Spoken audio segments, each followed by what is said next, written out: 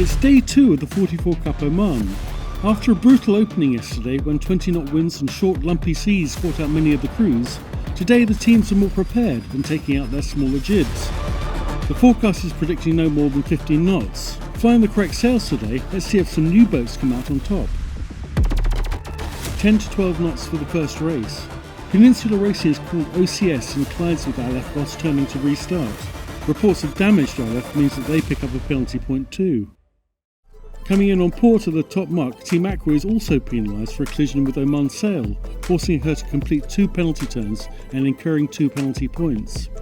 After starting on port, Artemis Racing claims the right and leads around the top mark.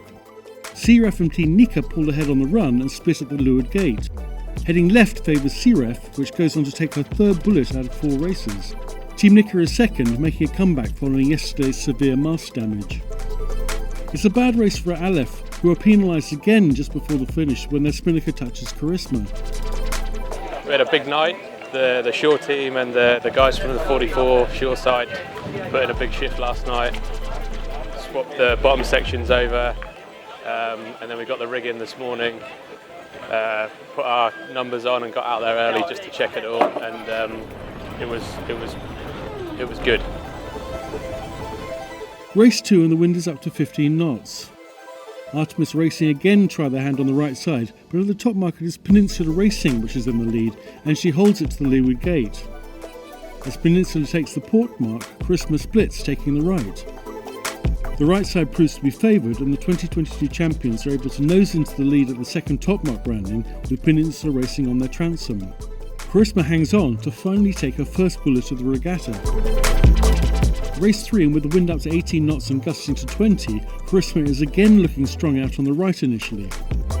After a disappointing opening to her day, Aleph Racing catches a lift towards the end of the first upwind to lead into the top mark with a solid advantage over Team Aqua and the rest of the fleet.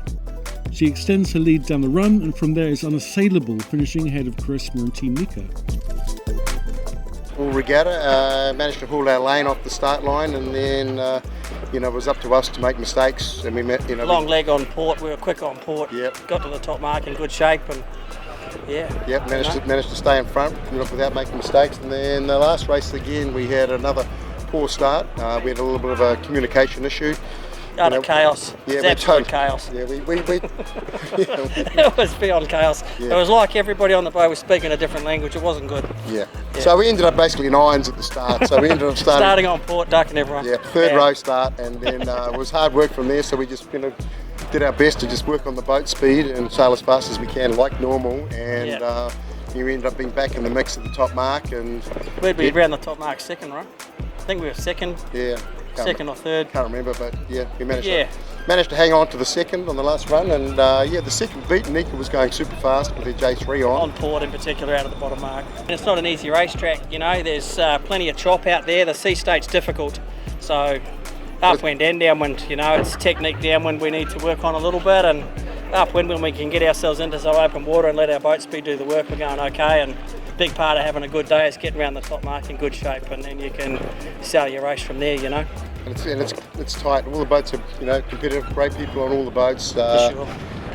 It's good fun out there. The racing's fantastic. It really is, and the boats, they're the most fun boats to sail in those conditions, Plenty of water. Yep, a lot of sweating on board, a few swear words here and there. Yeah, plenty of that, anyway. Scoring a 3-1-2 today, Nico Prince's Charisma has taken the lead at the 44 Cup Oman with a 3-point advantage over Eagle-Eyes Searef, in turn 3 points ahead of Peninsula Racing.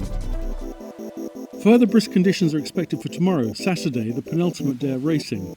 Stay tuned.